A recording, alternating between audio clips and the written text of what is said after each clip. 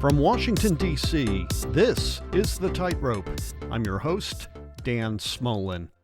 Our mission on this podcast is to help you realize your dreams of doing meaningful work. Here you'll meet and be inspired by amazing people who overcame great odds. You'll discover what sparked them, how they explored work opportunities, the strategies that they employed to ensure career success, and the actions that they boldly took to make it all happen. You'll also meet esteemed and nationally recognized thought leaders who are helping people like you to develop work skill, experience, and leadership, and seize opportunity from a changing world so that your beautiful work dreams turn into reality. Together, let's turn work meaningful, for meaningful work is the future of work.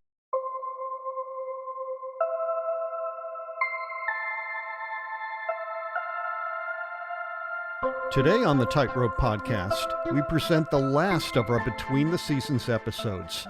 During the past several weeks, we took a step or two back from the style and format of our seasonal episodes to delve into the why of what we do.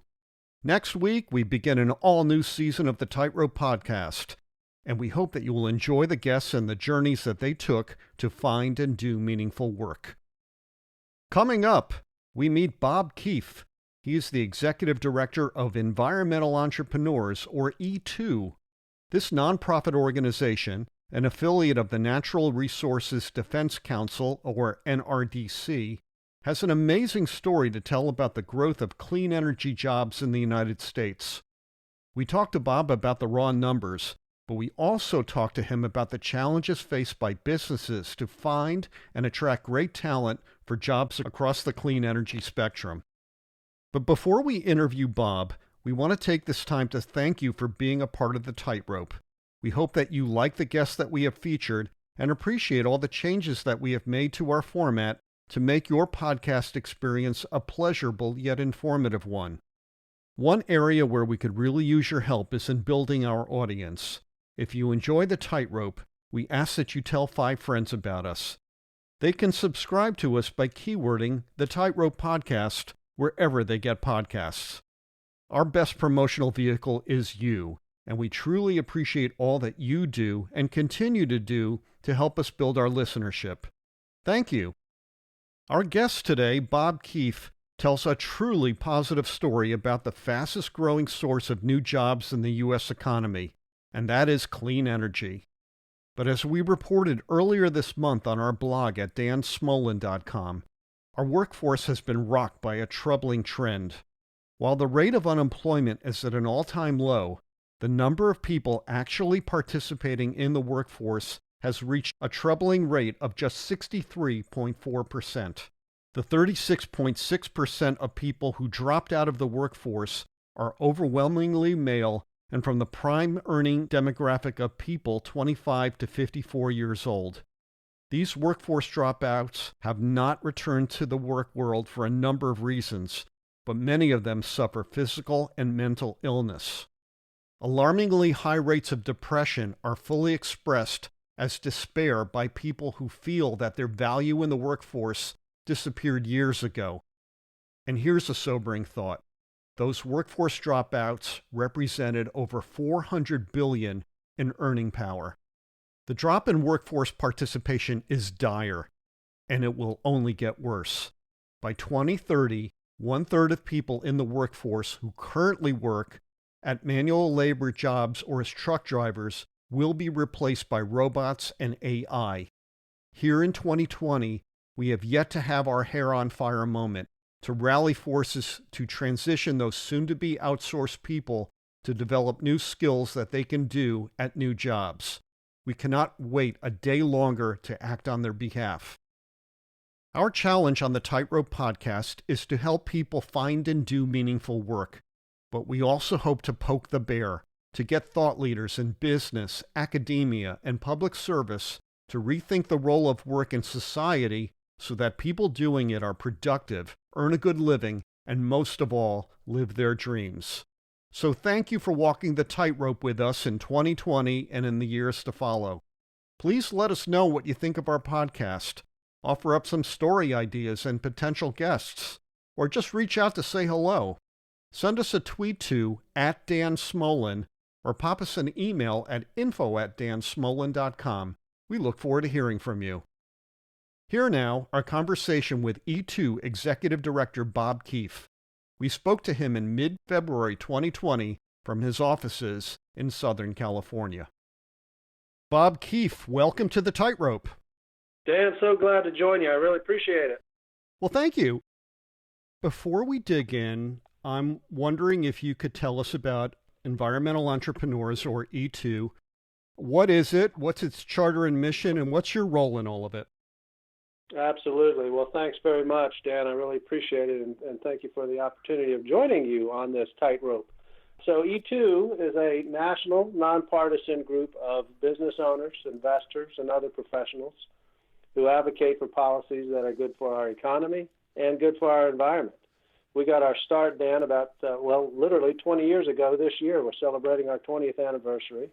And since then, we have grown to about more than 7,000 members and supporters across the country. We have 9 chapters stretching from New York and New England to Seattle and San Diego.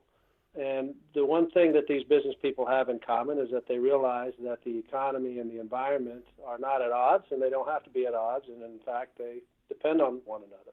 So I'm the executive director of E2, so I oversee all of our operations, if you will, which is about a dozen staff spread across the country, and our job is to really serve as a conduit, if you will, between business people who care about the environment and clean energy and climate, lawmakers and policy makers that are making decisions as far as how we're going to address those issues in state houses across the country and in Washington, D.C. So one of your major frames of discussion revolves around clean energy job growth. And from what I can see, it outpaces growth in most other American industries. How many clean energy jobs do we currently have in the U.S., and what's the forecast for growth in the sector 5 or 6, maybe 10 years out? Oh, man, I can give you 5 or 6, 10, and beyond, I think. So right now, Dan, every day, about 3.3 million Americans get up and pull on their boots and go to work in clean energy in every state in the country. And when I say clean energy, the way we've been tracking clean energy jobs now for close to 5 or 6 years, I think, but the way we track them are essentially in 5 different categories. First is what we all think about, renewable energy, solar, wind, geothermal, et cetera. We also track jobs in energy efficiency specifically. Those are people that are making our homes, our offices, our schools more energy efficient through better lighting, better windows, better insulation, better Energy Star appliances, for instance, that sort of thing. And then the other areas include grid and storage, 2 really fast-growing areas when you think of battery storage, for instance, and grid modernization. And then the other areas that we cover when we think of clean energy jobs is clean vehicles, folks that are making hybrid and electric vehicles and the parts that go in them, and also fuels. That's biofuel. That's non-woody biomass, for instance, and fuels that help reduce carbon emissions and greenhouse gas emissions, and also, by the way, save a lot of money at the pump, whether it's the pump supplying the U.S. Navy or the U.S. Air Force or cross-country truckers. So of that 3.3 million or so jobs, clean energy jobs in America, Dan, renewables employs about 500,000 of those, about 508,000. Grid and storage, about 139,000 people. Clean vehicles, 250,000 Americans now work making electric vehicles, hybrids, and the parts that go in them. Another 40,000 or so in clean fuels. The biggest sector is kind of the one we don't think about, or some of us don't think about too much. I certainly do, but it's energy efficiency. About 2.3 million Americans now work in energy efficiency in every state in the country. And again, these are the people that are making our buildings more efficient. They're making Energy Star appliances and LED lighting that goes into these buildings, and they're figuring out how to make better building envelopes, whether it's for the houses in our local residential community or the skyscrapers downtown. As a point of disclosure, I'm an E2 member, and I joined for the very reasons that you mentioned. I wanted to align my business with creating more clean energy jobs, and also as a recruiter, which is what I used to do, to help companies find people to do those jobs. A lot of the jobs you're talking about, you use the expression put their boots on. So would you say that a lot of positions are in the field as opposed to managerial? That's correct. The good news about clean energy jobs is that they run the gamut, right? They range from innovators who are building the next great PV cell or the next great energy efficiency system, whether it's, the Nest thermostats that are now so commonplace, or more complicated systems. It's software engineers that are running those systems in big office buildings, for instance. But it's also a lot of blue-collar jobs. It's jobs that folks can go into right out of high school. It's construction-related jobs. The majority of energy efficiency jobs, as a matter of fact, are in construction-related fields.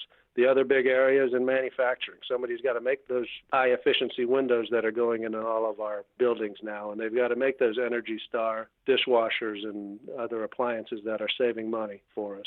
So it really runs the gamut.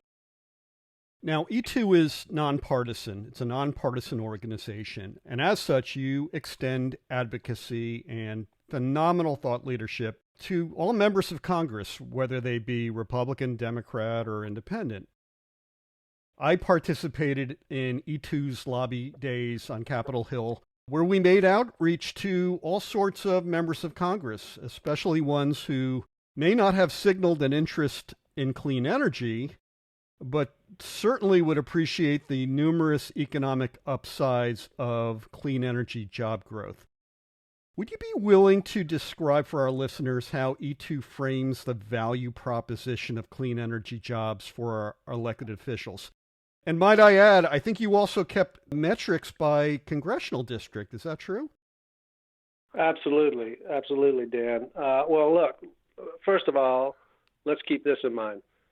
There's nothing partisan about climate change. There's nothing partisan about clean energy, and there's nothing partisan about jobs, and it shouldn't be. The fact of the matter is, as I mentioned, we've been tracking clean energy jobs around the country for a long time now, and we now track that data down to the state level, to the city level, to the county level, and also, by the way, to the legislative and congressional district level. So we can now go into any member of Congress, any member of the state legislature, and let them know as they're considering policies, for instance, to expand renewable energy or to expand energy efficiency. We can let them know exactly how many people work in their district right now, and we typically bring some of those people with us. So, we'll say, hey, Mr. or Mrs. Lawmaker, really appreciate you thinking about this clean energy bill that you're about to vote on. When you do, please remember those 5,876 clean energy workers in your district. And by the way, we brought a couple in here to talk to you about what your decision is going to mean to their companies, to the growth of those companies, to their families, et cetera. So the other thing I'd add, Dan, is when it comes to the work that we do, the advocacy work that we do, you're right. When we go to Congress and we do a trip to Washington several times a year, we typically bring a dozen or as many as 20 business leaders from all around the country with us. And we typically meet with anywhere from 40 to 60 offices, for instance, members of Congress in Washington. And usually about half of those are Republicans and half are Democrats. Because, again, these jobs are not occurring in Democratic states. They're not occurring in Democratic districts. As a matter of fact, if you look at the numbers closely, there's more growth in Republican states and Republican districts, at least, than there are in Democratic districts sometimes. But the fact of the matter is when we're talking about jobs, when we're talking about economic growth, that's something that any elected official can grasp. I spent 20 years as a journalist before doing what I do now. And I've talked to a lot of politicians over the years, Dan, and I can tell you the three things that they love most is kissing babies, cutting ribbons, and talking about jobs and economic growth. And that's what we do. We give them the tools to talk about the jobs that are being created in their backyards, the economic growth that's coming with clean energy and smart policies that also protect our environment. I remember we were in a room with with an elected official who has since retired. And I was in the room with you, and I remember when you said, "Hey, we can get you, we can get you job counts by district." And his body language went from indifference to leaning forward and listening, like, "Okay, maybe I can do something with this." It was fascinating. Absolutely, that's right. So beyond Washington, as you mentioned, you do work at the municipal level, you support electeds at state legislatures and such. And as you also mentioned, not representing or providing information to one side of the aisle versus the other. And I bring that up because I remember years ago doing some research on growth of clean energy jobs and stumbling upon an article about Georgia and about some of the congressional districts there that are highly libertarian. And at least outwardly, we're not kind to the idea of green jobs, so to speak. You call them clean energy jobs. Yeah. But what was really fascinating to me, Bob, was how certain libertarian groups within, well, Georgia, for example, were aligning with solar. And the reason is because to them, it aligned with their libertarian ideals. They didn't have to depend on a big utility to provide load. They could generate their own load. Is that unusual, or is that typical of the experience that you and your team members gather when you're out in the field in, let's say, less progressive parts of the country? I would say that a lot of this comes down to consumer choice. Right? I mean, in a lot of states, for a lot of years, we've had one choice as to where we can get our electricity. And it was the big utility that was down the street. Now, through things like distributed generation, aka putting solar panels on your house, we don't have to do that as much anymore. Now, through things like organizations called CCAs, aggregators of clean energy, your neighbors and you can choose to go to a power provider that gets its energy from totally renewable sources, which is great, obviously, for the environment. But you know what? In a lot of markets right now, in most markets right now, clean energy is cheaper than dirty energy. And that's certainly the case in markets that depend on coal. And it's becoming more and more increasingly common in areas where natural gas is the primary source of energy. So when it comes to libertarian values, as you mentioned, this is about Americans' right to choose their own type of energy, if you will, and getting it, by the way, in their own state as opposed to importing it from coal mines in Kentucky or coal mines in Wyoming. Why not generate this energy in your own backyard?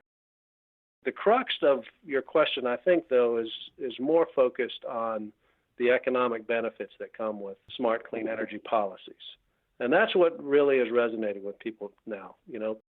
Politicians and consumers alike are realizing that clean energy is obtainable, clean energy is cheaper, and why shouldn't we create new jobs in our own neighborhoods, in our own communities, in our own states, giving us these new choices? When it comes to red states in particular, I'll tell you a story. Probably 5 or 6 years ago, I went to Iowa to go see then Governor Terry Branstad.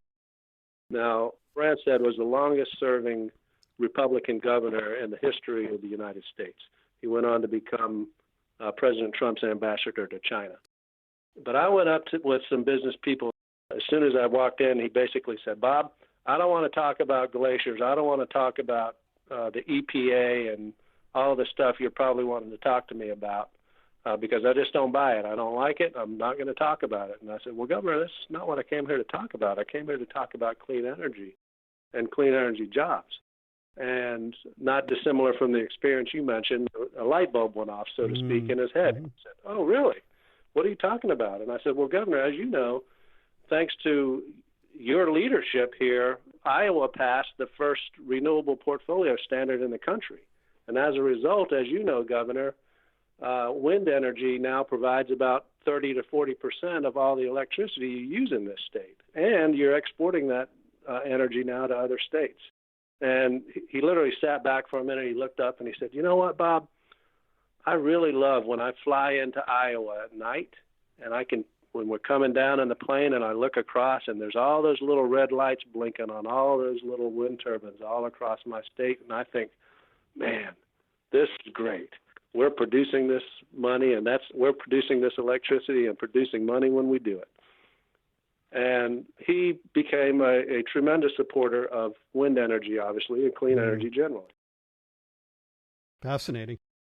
Here in Virginia, outside of D.C., we've had kind of a sea change in our politics after, well, over 25 years. We now have a change in majority in both houses of the General Assembly in Virginia. And the shift has gone to more progressive policies, including clean energy, and runs the gamut and is very pro-clean energy jobs. Talk to us about a state like Virginia, which doesn't have a lot of experience marshaling thought leadership in that area and suddenly having an opportunity to do a lot of things. And I should mention, a lot of things are changing in Virginia. The legislature is going to send a lot of bills to the governor in the next week or so. What can a state that's having a major change like that, and historically it's been very conservative and very old energy focused, how do you counsel lawmakers to do the right things, to not go after shiny objects, but instead go after things that create jobs, great jobs, and economic development? Look, I'll tell you, if you look across the country from Virginia westward, this is happening in states from coast to coast. Clean energy is no longer just a California thing anymore. It's no longer just a New York thing. As a matter of fact, Virginia last year, 95,000 Virginians worked in clean energy. Just to the south of you in North Carolina, 110,000 North Carolinians work in clean energy. And lawmakers, rightly so, are realizing that clean energy and action on climate can create jobs, it can drive economic growth, and again, it can help our environment and do something to lessen the impacts of climate change. I think in state houses around the country, Dan, and Virginia is one of them, elected officials and our political leaders are realizing that there are economic costs to inaction on climate change, and there are economic benefits for action on climate change. And it's easy to say that in a place like Virginia or North Carolina, which just suffered through some of the worst hurricanes on record. They had 3 500-year floods in 2 years.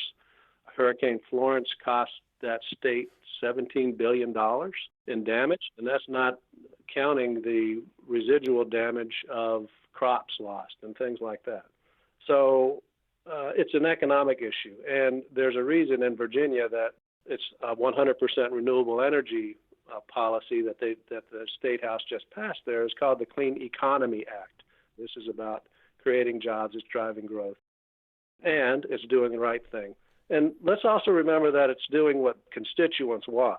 Oh, yeah. If you, in poll after poll after poll, Republicans, Democrats, independents, and everybody else are resoundingly saying they want their elected officials to do more on clean energy and to take action on climate. One of the most recent polls showed that 85% of Americans, including 2/3 of Republicans, support their states getting 100% clean energy, which is exactly what Virginia just did. And you're already starting to see the effects of this, right? I mean, a year or so ago, Governor Northam and the state legislature made some bold moves to expand offshore wind in Virginia. Just a week or so ago, as you know, a major wind company announced that it was considering Virginia for a major wind turbine blade operation that could feed into and supply offshore wind in Virginia. That's going to create jobs. It's going to bring new opportunities to parts of that state that didn't exist before. I wanted to ask you about the aspect of training, which as a former executive recruiter is near and dear to me. About, I want to say 6 or so years ago, I participated in developing workforce policy for Governor McAuliffe's administration. And my desire is to see a really strong statement about how we as a community would help train talent to take on these clean energy jobs. Didn't really resonate. What should communities be doing? And when I say communities, I mean all the stakeholders, businesses, community colleges, high schools, military veterans, Right. trade associations, what should they all be doing together to make sure that not only do men and women get trained for these roles, but they get the right training, the training that they need to really excel at these roles? Do you have any thoughts? Well, that's a great question. As part of our clean energy jobs data work, every year our researcher surveys about 30,000 businesses that are involved in clean energy one way or another around the country. And consistently every year, those employers say that there are two major issues that they're facing when we ask, what are you worried about, right? At the top of the list typically is policy and policy implications from Washington and policy implications at the state level. Right up there next to that is ability to attract and keep good workers. Clean energy companies are begging for better trained workers right now.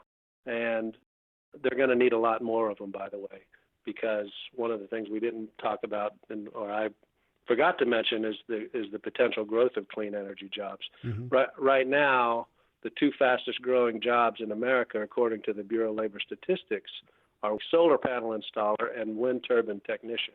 Those areas are expected to grow at 60+% over the next 10 years.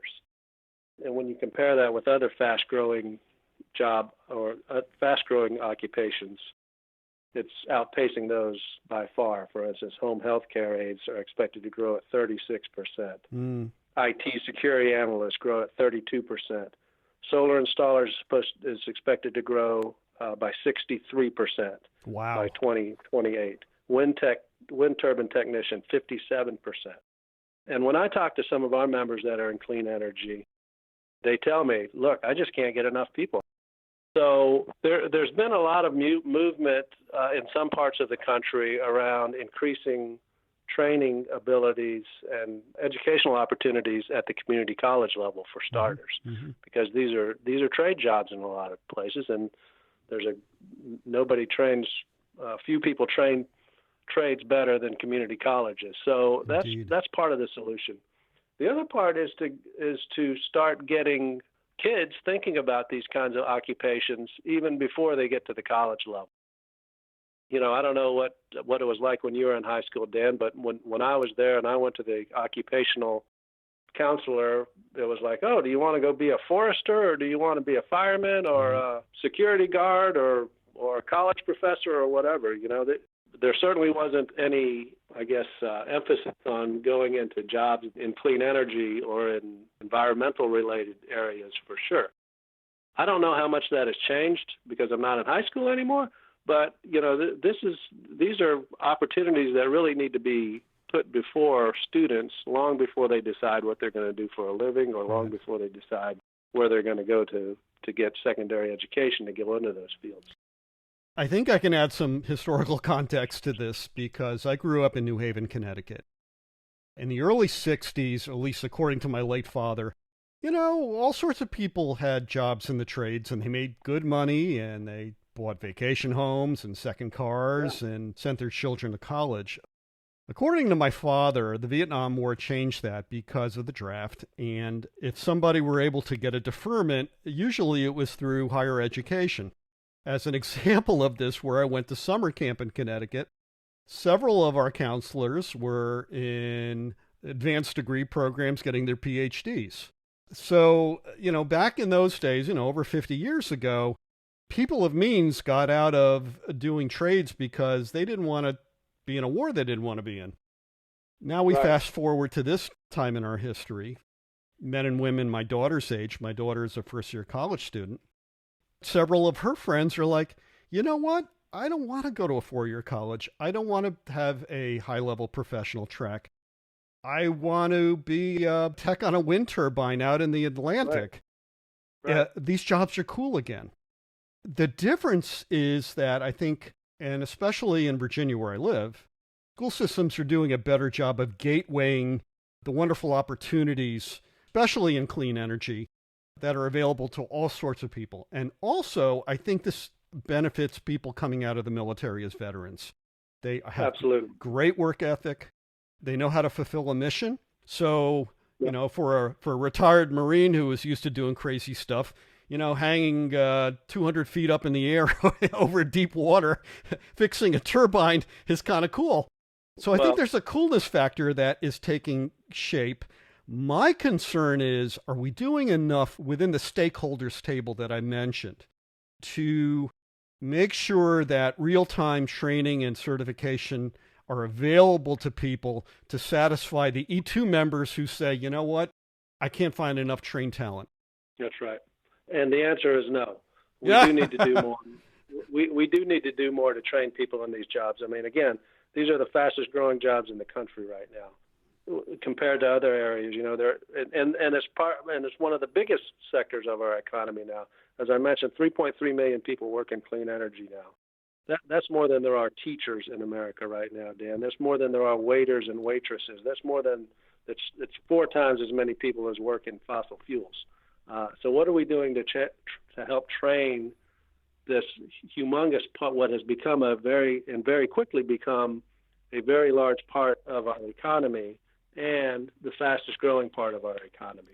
We need to do more at the secondary school level. We need to do more in our communities to get these workers trained up.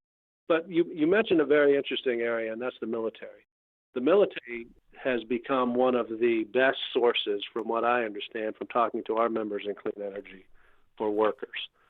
Yes, there's a great work ethic that our fighting men and women bring with them as soon as they're discharged. But the military also has led this country in clean energy deployment. Indeed they have. Indeed they have. So people are coming out of the military, and they know how to do this stuff already.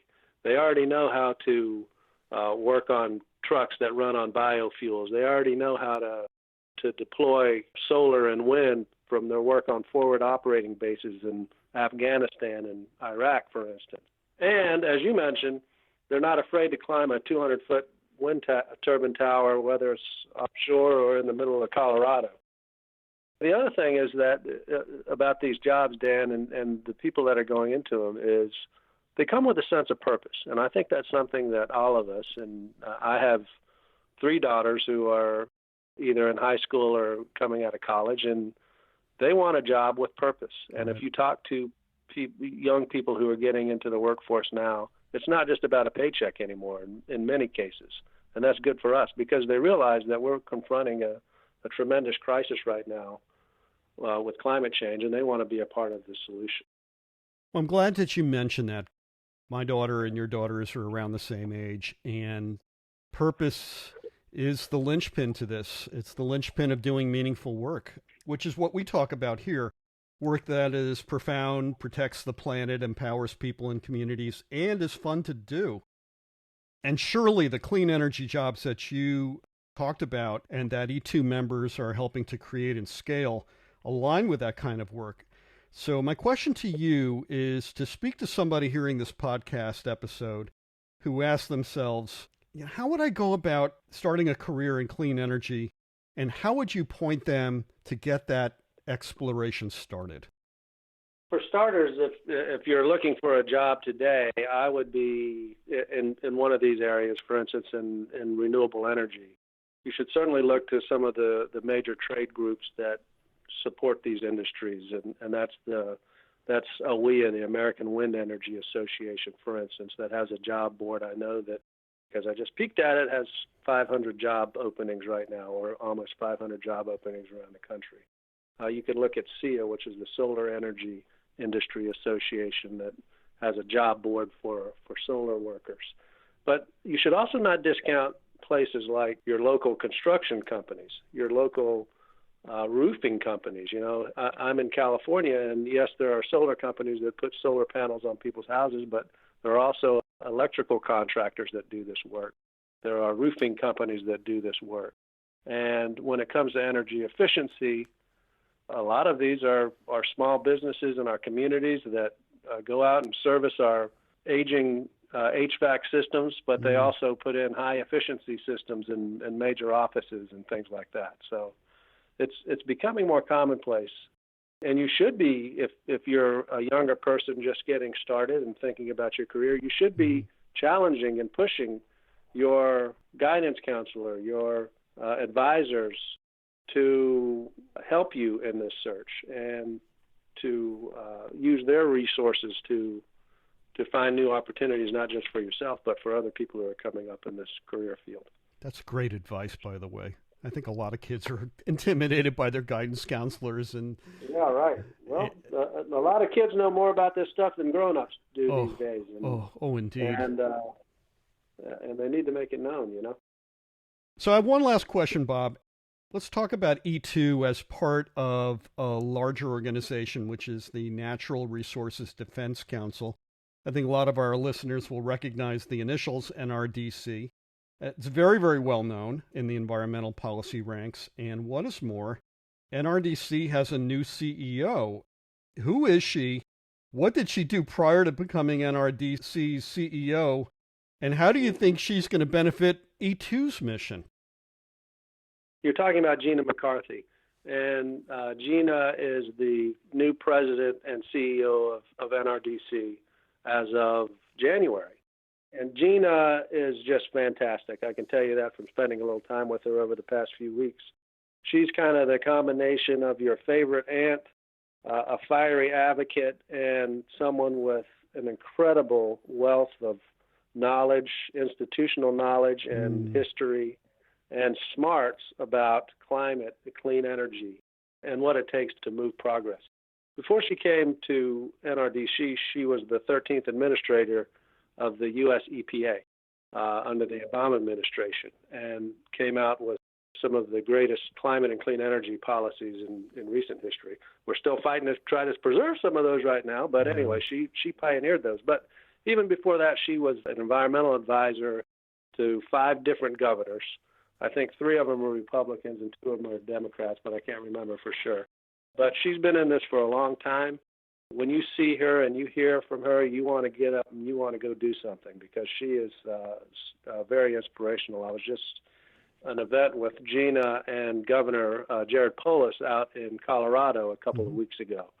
And it was a big group of business people and environmental organization leaders in Denver. And she just stole the show. She preaches a gospel of optimism. And as she puts it, look, if we haven't figured out that climate change isn't an issue by now, you're not going to figure it out. We need to stop scaring people, because we all see what's happening in Australia with the fires, or in California with the fires, or on the East Coast with hurricanes and flooding. If you haven't figured it out by now, you're not going to figure it out. What we need to do is be selling solutions, as she puts it.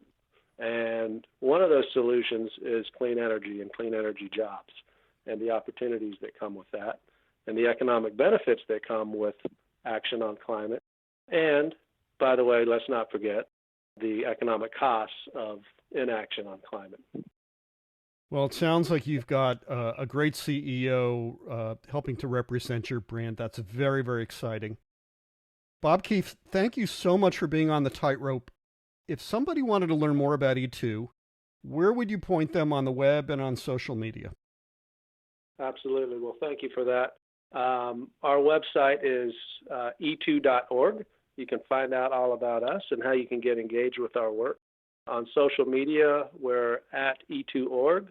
And you can also follow me on Twitter at BKeefe2, B-K-E-E-F as in Frank, E numeral 2. And I will say, Dan, that we've been talking about clean energy jobs, and the numbers I've been talking to you about have been from our report last year. We're updating that report in April, and we'll have a fresh set of data on clean energy jobs nationally and by these different sectors, and right down, as we mentioned earlier, to the state, city, county, legislative district level for many of the states around the country. So you should definitely check out e2.org in April if you're interested in this, and you can find the latest data. And we will rerun that information on the dansmolen.com website. So thank you so much, Bob, for being on the Tightrope. Absolutely. Thank you, Dan. Thanks for what you're doing.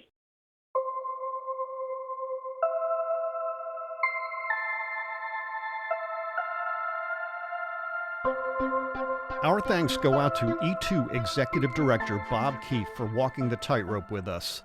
Links to E2's social media are included in the show notes for this episode. On the Tightrope, our success is your success, but we cannot build our community without your help and support. So, if you haven't done so already, please join the Dan Smolen Experience to get our newsletter offering information, tips, and hacks to help you to succeed in doing meaningful work. To sign up, simply click the Subscribe to the Dan Smolen Experience newsletter button on our homepage at dansmolen.com. Fill out the short form, then click the subscribe button at the bottom of the page, and you'll be on your way. Also, become a regular listener of the Tightrope with Dan Smolen podcast. You can easily find current and past episodes by keywording the Tightrope podcast wherever you choose to listen. And please show your support on Facebook, Instagram, LinkedIn, and Twitter.